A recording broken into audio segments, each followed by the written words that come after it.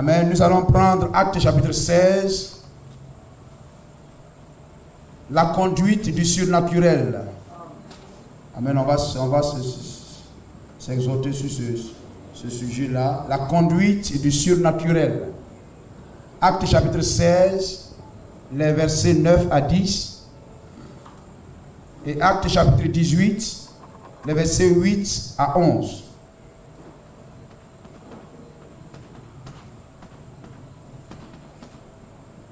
Et puis le verset 18, le verset 8 à 11.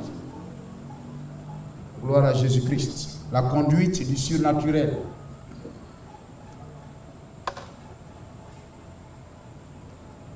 Alors, Actes chapitre 16. Si vous savez écrire naturel, surnaturel. Amen. Ce qui est au-dessus du naturel. Alléluia. Pendant la nuit, Paul eut une vision. Un Macédonien lui apparut et lui fit cette prière. Passe en Macédoine et secours-nous. Pendant la nuit, Paul eut une vision. Un Macédonien lui apparut et lui fit cette prière. Passe en Macédoine, secours-nous. Après cette vision de Paul, nous cherchâmes aussitôt à nous rendre en Macédoine, concluant que le Seigneur nous appelait à y annoncer la bonne nouvelle. Acte 18. Cependant, Crispus, le chef de la synagogue, crut au Seigneur avec toute sa famille, et plusieurs Corinthiens qui avaient entendu Paul crurent aussi et furent baptisés. Le Seigneur dit à Paul en vision: pendant la nuit, ne crains point, mais parle et ne te tais point, car je suis avec toi et personne ne mettra la main sur toi pour te faire du mal. Parle, car j'ai un peuple nombreux dans cette ville. Et il y demeura 1 an et demi, 1 an et 6 mois, enseignant parmi les Corinthiens la parole de Dieu. Ajoute tes bénédictions et tes grâces à ta parole dans le nom de Jésus-Christ. Amen. Gloire à Jésus-Christ. La conduite du surnaturel. Amen. Alléluia. Le surnaturel, c'est ce qui est, comme je le disais, ce qui est au-dessus du naturel. Ce qui va au-delà du naturel. Ce qui va au-delà des lois naturelles. Amen. Ce qui est au-delà des possibilités. Amen. Au-delà des possibilités de la nature. Gloire au Seigneur. C'est quelque chose que l'on ne peut expliquer à partir des lois naturelles, des lois de la nature. Amen. Qui relève de Dieu. C'est quelque chose qui relève de Dieu, quelque chose qui relève d'une puissance divine. Béni soit le nom du Seigneur. Et nous avons lu ici l'apôtre Paul. Amen. Dieu l'appelait en Macédoine. Dieu l'appelait, amen, à Corinthe. Non pas par les moyens humains, mais par des moyens surnaturels. Des moyens spirituels. Gloire au Seigneur. Amen. Tout le monde ne comprendra pas. Tout le monde ne verra pas cela. Mais c'est quelque chose que l'œil spirituel voit. Alors que l'œil naturel est fermé. Gloire au Seigneur. Cela n'est pas donné à tout le monde, mais donné à des personnes spéciales ou à une personne spéciale. Loué soit le nom de Jésus-Christ. Et lorsque, amen, il reçut cette vision, lorsqu'il a reçu cette vision, cela l'a mis en confiance. Amen, cela l'a mis en... Il a eu de l'assurance. Amen, il était sûr. Cela a élevé sa foi. Cela a fait grandir sa foi. Gloire à Jésus-Christ. Lorsque, amen, le surnaturel, amen, se manifeste dans l'église, dans la marche d'un chrétien, cela le pousse en avant. Cela lui donne du zèle. Cela lui donne de l'assurance. Cela le réveille. Cela lui donne de savoir que Dieu est dans son cœur. Dieu a l'œil sur sa vie. Dieu est dans l'église. Et que Dieu conduit l'église. Amen. William Branham, amen, dit Dieu, l'église du Seigneur est une église surnaturelle. Le chrétien est un chrétien surnaturel. Amen. Le surnaturel, c'est ce que tout le monde ne comprend pas. C'est ce que tout le monde ne voit pas. Amen. Cela se reçoit par la foi. Alléluia. Amen. C'est Dieu qui vous donne cela. Afin que vous puissiez croire qu'il est vivant, qu'il existe et qu'il a l'œil ouvert sur ta vie et sur ce lieu. Gloire au Seigneur. Alléluia. Et voyez-vous, lorsque, amen, nous venons à l'église, le mercredi, je parlais sur les signes. Amen, nous avons parlé des signes mondiaux, des signes nationaux, mais il y a des signes, amen, spirituels. Alléluia. Lorsque le signe spirituel s'opéra dans la vie de Moïse, cela a changé sa direction.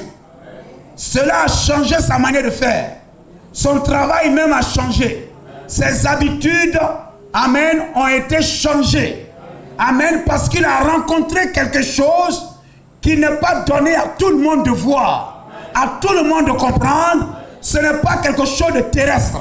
Ce n'est pas quelque chose de naturel. C'est quelque chose au-delà du naturel.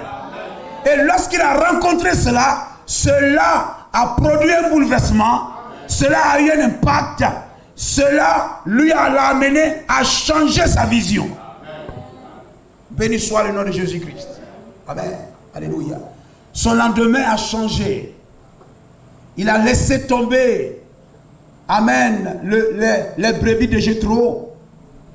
Il n'était plus une personne qui fuyait Pharaon. Il n'était plus une personne qui craignait Pharaon. Amen. Mais il était une personne différente. Amen. Il n'était plus une personne qui aimait habiter dans le palais de Pharaon. Il n'était plus celui-là qui ne croyait pas en Dieu. Amen. Gloire à Jésus-Christ. Mais il était une personne différente. Il était une personne différente. Amen. Le chrétien, lorsqu'il rencontre le surnaturel, quelque chose se produit dans sa vie. Le signe spirituel, c'est le surnaturel. Quand Jacob a rencontré Dieu, il avait rencontré le surnaturel. Et lorsqu'il est sorti de cette présence, il n'était plus le même. Il ne marchait plus comme avant. Sa vision des choses avait changé. Il avait peur d'Ésaü. Il fuyait Ésaü. Mais quand il a rencontré le surnaturel, il marchait vers Ésaü avec assurance. Il savait que Dieu n'allait pas l'abandonner. Gloire à Jésus-Christ. Béni soit le nom du Seigneur. Lorsque les apôtres n'étaient pas encore entrés en contact avec le Saint-Esprit, William Branham dit le signe, c'est le Saint-Esprit. Amen. Lorsque le Saint-Esprit n'était pas encore entré en eux, ils avaient peur. Ils pouvaient avoir peur. Amen. Lorsque les gens cherchaient qui suit Jésus-Christ, ils ont dit non, nous on ne le connaît pas. Gloire au Seigneur. Mais parce que longtemps ils avaient marché avec l'homme. Ils marchaient avec l'homme. Mais lorsque cet homme est devenu surnaturel, est devenu la colonne de feu, est devenu le Saint-Esprit, et que l'homme est venu habiter en eux, gloire au Seigneur, ils sont devenus complètement différents. Ils n'avaient plus peur. Amen. Il n'avait plus peur. Il pouvait mourir pour l'évangile. Comme, voyez-vous, Jacob ne craignait plus. Voyez-vous, Moïse ne craignait plus. Voici celui qui fuyait Pharaon. Est-ce qu'il revenait en Égypte avec d'autres armes? Il est parti suivant ses moutons avec un bâton. Et lorsqu'on le voit revenir, on le voit encore l'homme avec un bâton à la main. Gloire au Seigneur. Mais Dieu a dit, je suis descendu. Amen. Dieu était avec lui. Dieu l'accompagnait. Parce qu'il était entré en contact avec le surnaturel. Il n'avait plus peur de Pharaon. Il ne craignait plus Pharaon. Que Dieu nous donne d'entrer en contact avec le surnaturel. Avec le Saint-Esprit. Le Saint-Esprit dans mon cœur. Je ne craindrai plus la sorcellerie. Je ne craindrai plus quoi que ce soit. Mais c'est eux qui doivent me craindre. Gloire à Jésus-Christ. Béni soit le nom du Seigneur. Amen. Alléluia. Regardez lorsque Élisée, amen, se tenait là. Oh, il était en contact avec Dieu. Il voyait ce que le reste des gens ne voyaient pas. Il comprenait ce que les autres ne comprenaient pas. Même Géasi qui était à côté de lui ne pouvait comprendre. Il voyait ce que les autres ne voyaient pas. Gloire au Seigneur. Il était en contact avec quelque chose de spécial. Amen. Et il savait que le surnaturel est plus haut que le naturel.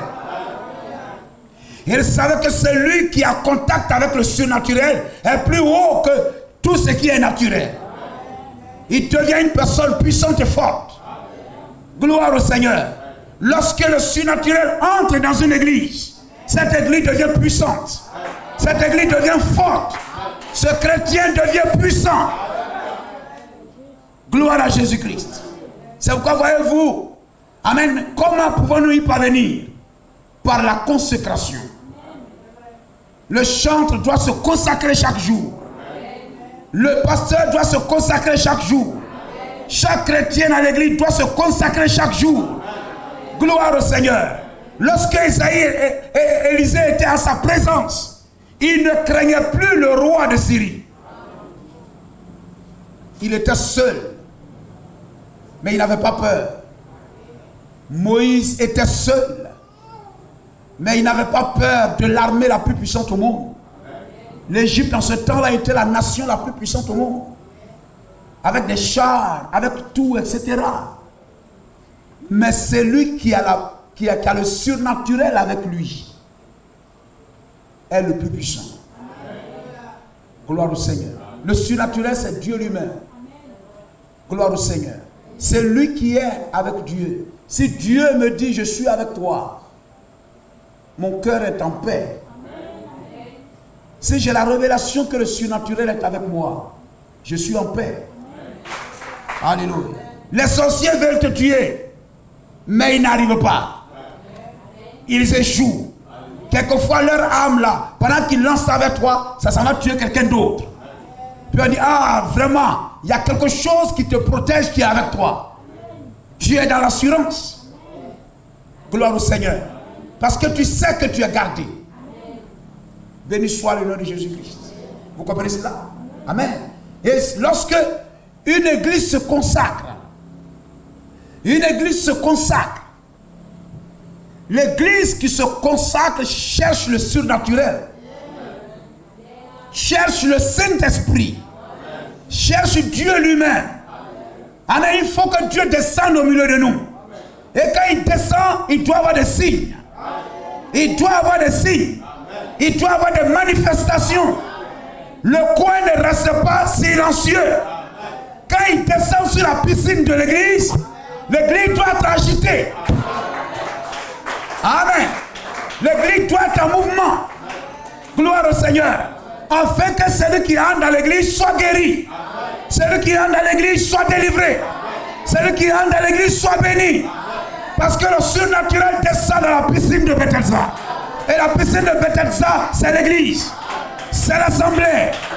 Amen. C'est chacun de nous, nous sommes comme l'eau. dans cette piscine.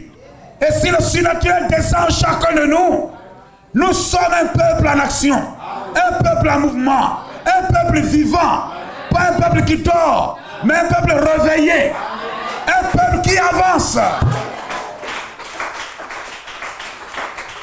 Gloire à Jésus-Christ.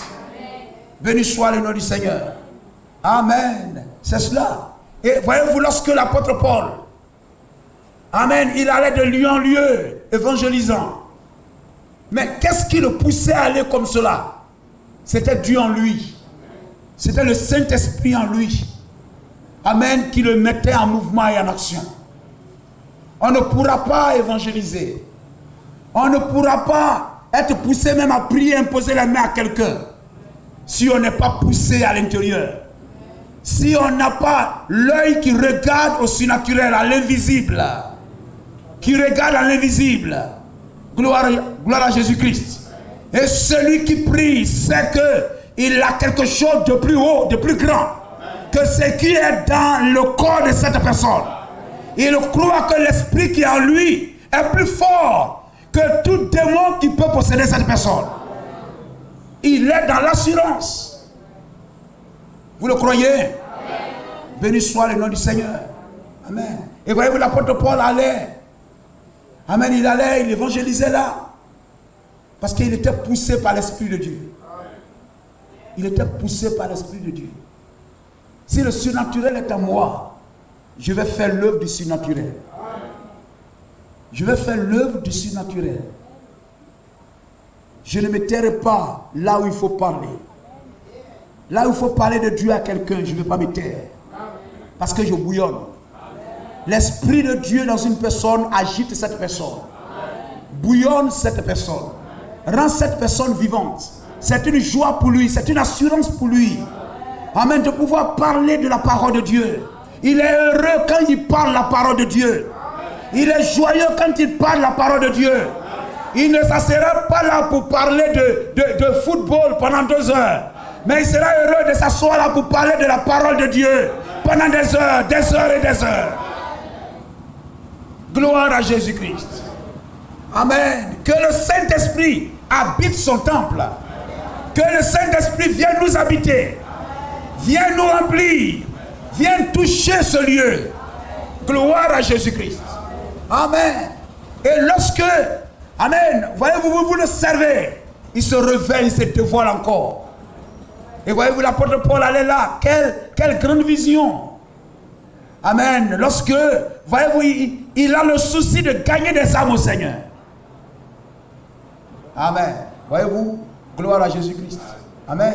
Lorsque, voyez-vous, lorsque vous êtes poussé à le faire, alors Dieu peut vous utiliser.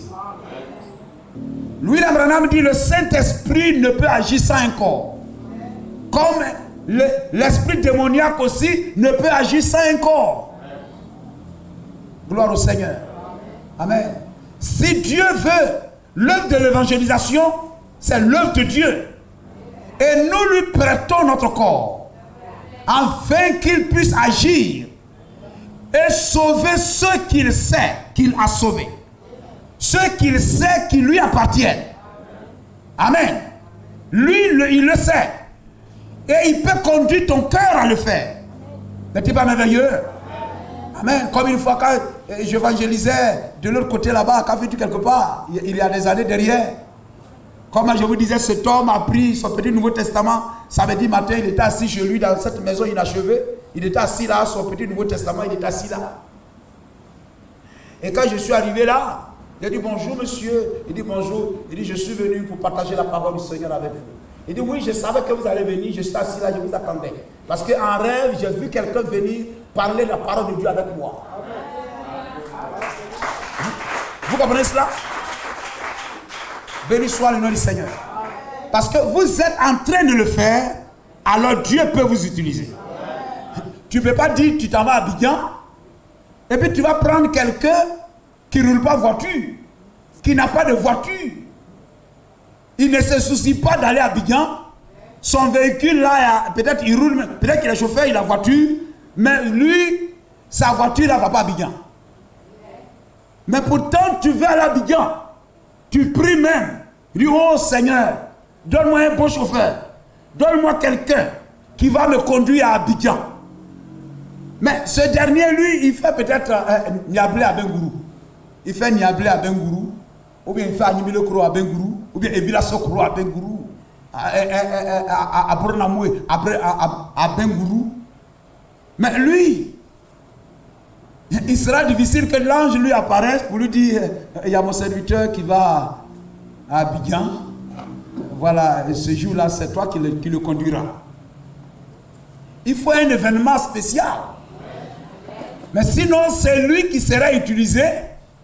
C'est celui qui fait ce trajet-là. Qui va à Abidjan et qui vient. Qui va à Abidjan et qui vient. C'est celui-là que vous allez emprunter. Vous allez vous arrêter sur le chemin de celui qui va à Abidjan et qui revient. C'est sur son chemin que vous allez vous arrêter. Mais vous n'irez pas vous arrêter sur le chemin d'Abengourou à Prenamoué. Amen. Dieu a une œuvre à faire. Dieu a une œuvre à faire. Il ne choisira pas celui qui n'a pas à cœur de le servir. Celui qui n'a pas à cœur de parler de lui. Qui n'a pas à cœur de gagner une âme au Seigneur. Mais Dieu va parler à celle qui a à cœur de gagner une âme. De parler à une femme, de parler à un homme, pour dire donne ton cœur à Jésus-Christ. C'est celui-là, c'est celle-là que Dieu va utiliser. Et c'est pourquoi il a utilisé Paul. Il est parti à Macédoine, il est parti à Corinthe, il est parti ici. Il allait à Lystre, il partait dans tel territoire, il parlait dans tel territoire. Alors Dieu pouvait l'utiliser. Ce qu'il a fait hier, il peut le faire aujourd'hui. Dieu peut te donner une vision, ma soeur, mon frère. La nuit, il t'envoie pour aller prier pour quelqu'un. La nuit, tu as été poussé à aller imposer la main à quelqu'un. Peut-être même que tu connais ou bien tout ça. Ou bien même tu ne connais pas. Mais quelqu'un vient vers toi pour dire, ma soeur, prie pour moi. Ma soeur, prie pour moi. Je suis venu vers toi pour que tu pries pour moi. Si tu pries pour moi, je serai guéri. Tu te réveilles, peut-être tu ne connais même pas la personne. Amen. Et puis tu es là. Mais cela est dans ta tête et tout. Et puis pendant que tu es en train d'aller ici, etc. et tout ça, peut-être quelqu'un, une femme peut-être qui te connaît ou bien quoi, vient vers toi. Pour dire, ma soeur, je suis venu vers toi pour que tu pries pour moi. Je ne me porte pas bien. Prie pour moi. Je crois que le Seigneur fera quelque chose pour moi. Tu as déjà vu ça en rêve. Est-ce que tu vas douter? Amen. Le surnaturel élève la foi. Le surnaturel donne de l'assurance. Amen. Alors tu imposeras la main à cette personne avec assurance. Béni soit le nom du Seigneur. Et tu sais que la personne guérira. Parce que le surnaturel te rassure. Béni soit le nom de Jésus-Christ. Amen. Lorsqu'on était quelque part là-bas, amen, là-bas on avait commencé dans un faible commencement. Gloire à Jésus-Christ. Je le dis toujours, comment cette jeune fille est venue. Amen. En rêve, je l'ai vue coucher sur le banc de derrière. Coucher sur le banc de derrière. Et je crois que Dieu ne se repent pas de ses dons. Mais c'est nous, on s'éloigne de lui et le don s'éteint. Mais le don est là. Gloire au Seigneur. Comme elle était couchée sur le banc là-bas. Et en rêve, je l'ai vue et je suis allé vers elle. Et pendant que j'allais vers elle, je me suis réveillé. Amen. Et le soir, comme ce soir-là, amen, une jeune fille est venue pour la première fois assise derrière. Et pendant que j'apportais la parole, je vois qu'elle s'est couchée. Et elle a mis le pagne sur elle. Et quand j'ai vu ça, je me suis automatiquement souvenu du songe que j'ai fait. Et ça, je sais que si je prie, elle sera guérie. Parce que le surnaturel me l'a confirmé. L'église de Dieu est une église surnaturelle. Parce que l'église travaille avec Dieu. Travaille avec Dieu, avec le Seigneur. Travaille avec quelque chose que le monde n'a pas en partage. On travaille avec le divin. On travaille avec le Saint-Esprit. On travaille avec Dieu lui-même. On ne travaille pas avec les choses naturelles. Mais on travaille ce qui est, amen, avec ce qui est au-dessus de ce qui est naturel. Nous travaillons avec ce qui est surnaturel. Gloire au Seigneur. Quand j'ai vu cela, j'ai dit, j'ai vu ça en rêve. Et je suis allé, j'ai prié pour elle. Le lendemain matin, elle était correctement bien. Elle était joyeuse, elle est venue à l'église. Béni soit le nom du Seigneur. Et nous savons que il y a des dons à chacun de nous. Il y a des dons à chacun de nous. Il faut que l'église se consacre. Se consacre à Dieu. Nous quittons les commérages. Nous quittons les choses inutiles. Dans notre vie au dehors, pensons à Jésus-Christ. Ayons l'œil sur Jésus-Christ. Ayons le cœur sur Jésus-Christ. N'ayons pas le cœur, qu'est-ce que je vais manger aujourd'hui? Jésus a dit, ce sont les païens qui se soucient de ça. Mais toi, viens et suis-moi. C'est-à-dire, dirige ta pensée vers moi. Amen. William Branham dit, souciez-vous de lui et il se souciera de vous. Gloire au Seigneur. Votre Père Céleste sait de quoi vous avez besoin. Amen. Mais vous, servez-le seulement. Vous servez-le seulement. Gloire à Jésus-Christ. Servez-le seulement. Lorsque, voyez-vous, je crois que lorsque Naomi est revenue à Bethléem avec Ruth, je crois qu'elle a eu la révélation de ce que Ruth allait devenir. Ce que Ruth allait devenir. Gloire à Jésus-Christ. Elle avait l'assurance de ça. Et elle a commencé pour y parvenir, pour qu'elle puisse épouser Boaz.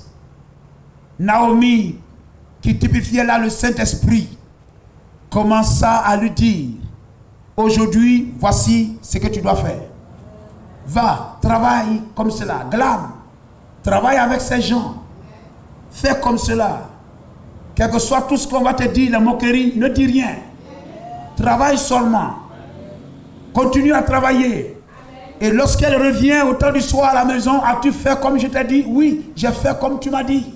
Très bien. La prochaine étape sera comme cela. Et quand tu iras, il viendra vers toi, il te dira telle chose, telle chose, telle chose. Il te dira ceci, il te dira cela. Amen. Fais comme il te dira.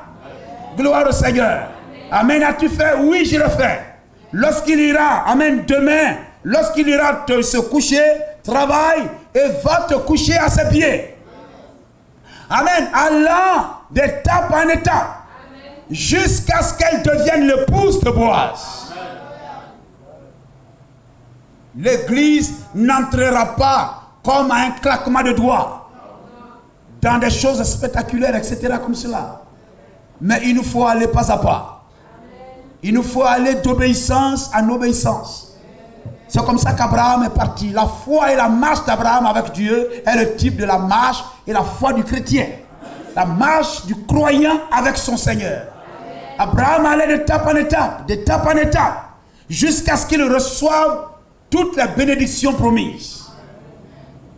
N'est-il pas merveilleux? Gloire à Jésus-Christ. Béni soit le nom du Seigneur. Alléluia. Et voyez-vous, le chrétien doit avoir soif de ça. Soif du surnaturel. Amen. Voyez-vous, Gédéon était là, il avait soif. N'est-ce pas? Gédéon avait soif.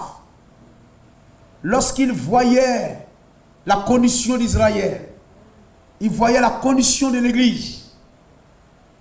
Dieu ne vient pas vers n'importe qui. C'est lui qui a soif, on lui donnera à boire. C'est lui qui a faim, on lui donnera à manger. Hein?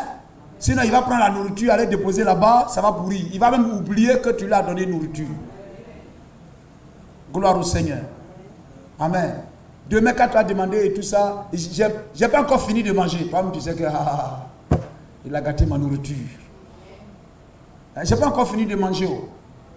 Il dit, mais ça, c'est une nourriture qu'il peut manger en un clin d'œil. Mais il dit, j'ai pas encore fini de manger, ça veut dire qu'il n'a pas mangé. Gloire au Seigneur. Gédéon avait soif. Amen. Il sait que cette condition-là, ce n'est pas l'homme qui viendra nous délivrer de cette affaire. Ça, ce n'est pas une œuvre humaine. Cette délivrance n'est pas humaine. Parce que l'esprit de Madian, c'est un esprit de sorcellerie. Et pour que les sorciers craignent l'église, il faut que l'église entre en contact avec le surnaturel. Vous comprenez cela? Alors Gédéon sait que ça, ce n'est pas naturel. Ce n'est pas une œuvre naturelle et tout. Gloire au Seigneur. Amen. Où sont les soldats qui ont combattu avec Moïse, avec Josué, étant en Canaan. Où est cette armée-là? Hein, vous comprenez, frère? Josué a livré bataille. Josué a livré bataille. Israël, même depuis l'Égypte, depuis la sortie de l'Égypte, les Moabites et tout ça les attaquaient. Et Israël vainquait ses ennemis. Lorsqu'ils sont rentrés, amen, à Canaan, leur chant, alléluia, leur chant seulement a écroulé les murs de Jéricho. Chanter seulement a écroulé l'ennemi. Gloire au Seigneur. L'ennemi a été détruit en chantant, même pas la prière. Même pas la prière. C'est-à-dire la prière, la bombe atomique puissante n'a même pas été utilisée. Dieu dit chanter seulement. Chanter, sonner seulement de la trompette et marcher seulement. Gloire à Jésus-Christ. Quelle armée puissante qui a vaincu sans armes. Où est ce peuple-là? Où est ce peuple? Amen. Consacré à Dieu. Et qui chante. Et qui voit l'ennemi être vaincu. Où est ce David? La postérité de David. Qui pouvait avec la flûte chanter. Et le démon quittait sa île. Où est le peuple de Dieu? Où sont-ils? Où est ce peuple qui marche face à ses ennemis? Gloire à Jésus-Christ. Amen. Il y a une armée au gros ventre. Ils ont tous de gros ventre. Ils sont assis pour boire et pour manger et pour se divertir.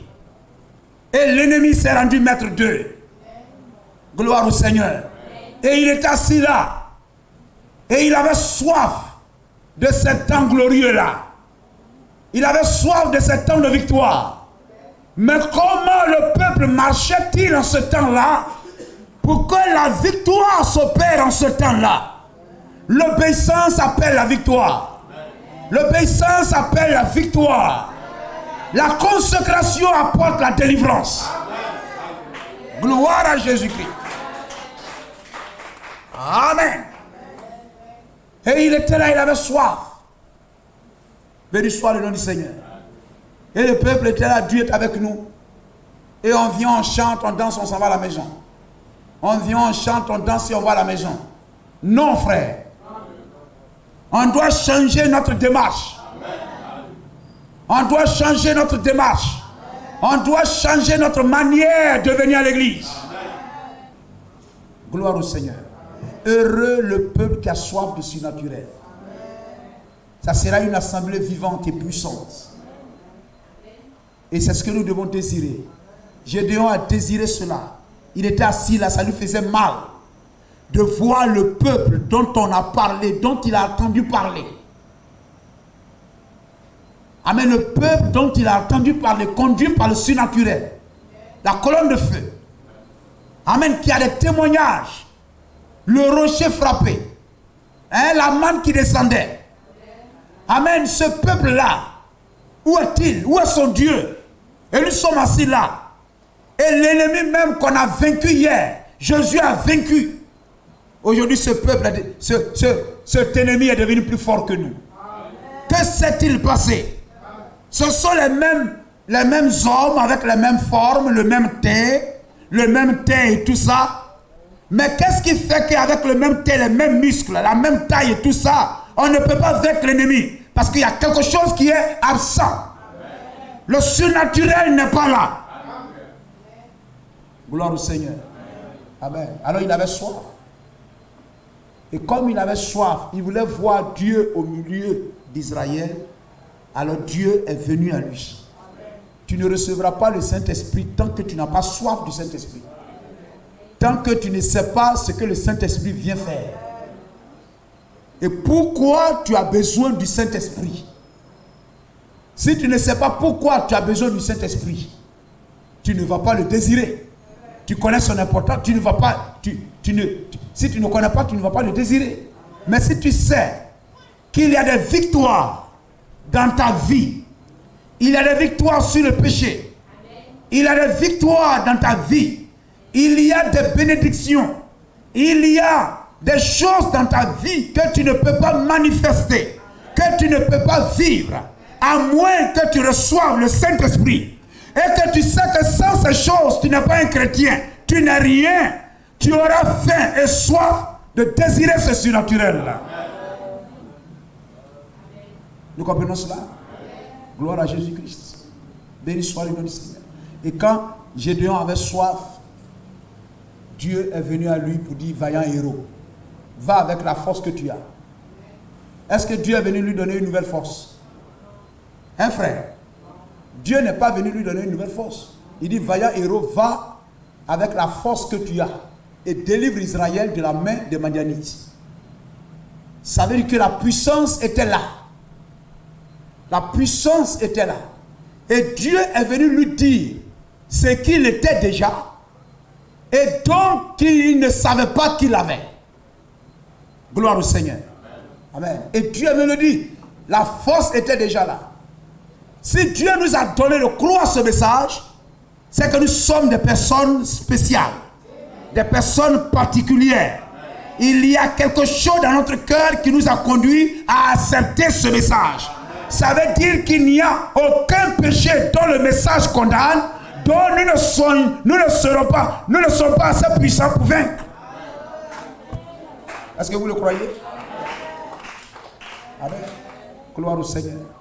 Si Dieu nous a appelés à ce message et que nous croyons ce message, alors nous devions savoir qu'il y a en nous une force, une puissance. Amen. Si nous le croyons, amen, capable de vaincre chaque péché que le message condamne. Va avec la force que tu as. Amen. Et il faut vaincre tout ennemi du message. Tout ce qui combat le message, tu es capable de vaincre ça. Amen. Dieu n'est pas venu, tiens la force. Non, tu as déjà la force. Est-ce que je peux gagner une âme au Seigneur? Tu peux gagner une âme au Seigneur. Est-ce que cette personne qui est malade là, si je prie pour elle, la personne sera guérie, etc. Va avec la force que tu as. Gloire au Seigneur. Va, prie pour cette personne. Aie confiance en toi-même. Béni soit le nom du Seigneur. Amen. Dieu veut être parmi son peuple. Dieu aime être parmi son peuple. Et Dieu aime se révéler à son peuple. Gloire au Seigneur. Si nous le désirons, nous désirons le voir marcher au milieu de nous, Dieu le fera. Il marchera au milieu de nous. Gloire au Seigneur. Si nous croyons qu'il est le seul recours dont nous avons besoin pour vaincre, amen, et que nous crions à lui, il descendra. Il viendra. Amen. Et le peuple qui veut voir se consacre. Se consacre. Gédéon avait ça toujours à cœur. Et où est le Dieu des miracles? Où est le Dieu des miracles? Le cri du juste. Le cri du juste. Où est le Dieu dont nos pères nous ont parlé? Où est le Dieu du message? Où est le Dieu de William Branham? Gloire au Seigneur. Où est le Dieu qui a manifesté l'esprit de discernement à William Branham?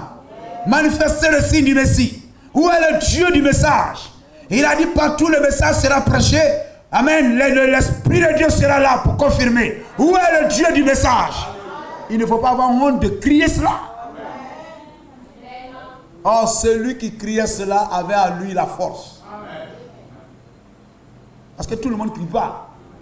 Mais celui qui a soif de ça avait en lui ce qui était nécessaire. Dieu est venu le mettre en confiance. Gloire au Seigneur. William Branham dit, l'église des nations a commencé avec le surnaturel, elle finira avec le surnaturel. Béni soit le nom du Seigneur. L'église, amen, a commencé avec le surnaturel, finira avec le surnaturel. Regardez lorsque nous avons, ce que nous avons lu ici, l'apôtre Paul. Amen. Parce qu'il avait à cœur de faire l'œuvre de Dieu. Il avait à cœur d'être agréable à Dieu. Je crois que chaque chrétien doit avoir à cœur, Seigneur, je veux vivre dans la sainteté. Je veux mener une bonne vie. Je veux que l'on sache que je suis une chrétienne. L'on sache que je suis un chrétien. Amen. Et voyez-vous, lorsque l'apôtre Paul servait, regardez, cette grande vision vint. Quelqu'un en songe, en train de le prier. Viens en Macédoine. Viens en Macédoine et secours-nous. Viens en Macédoine et secours-nous. C'est un songe, c'est une vision. Dieu est capable de le faire aussi pour chacun de nous. Dieu est capable de le faire pour cette assemblée. Cela a commencé, l'église a commencé avec ça. William Branham dit, l'église terminera avec ça. Gloire à Jésus-Christ. Amen. Mais, amen. Est-ce que nous avons à cœur de gagner une âme à quelqu'un? Une âme au Seigneur? Est-ce que nous avons à cœur de voir une âme être sauvée? Est-ce que nous avons à cœur d'aller ici et de parler au Seigneur, de parler aux gens? Amen. Seigneur, envoie-moi dans tel quartier, donne-moi de gagner des âmes au Seigneur. Amen. Alors, ceux que Dieu a prédestinés au salut, en songe, viens à Macédoine et secours-nous. Alors il se réveille, il dit, ah, certainement Dieu nous appelle à Macédoine. Et regardez dans la Bible comment les Macédoniens étaient un grand soutien pour l'apôtre Paul. C'était de meilleurs chrétiens, des personnes vraiment engagées qui soutenaient l'œuvre, amen, que Paul faisait. Vous comprenez cela? Amen. Et regardez encore avec les Corinthiens. Amen. Dieu lui-même. Là-bas, ce n'est pas un songe qu'il voit une personne en train de prier, il dit, viens, secours-nous.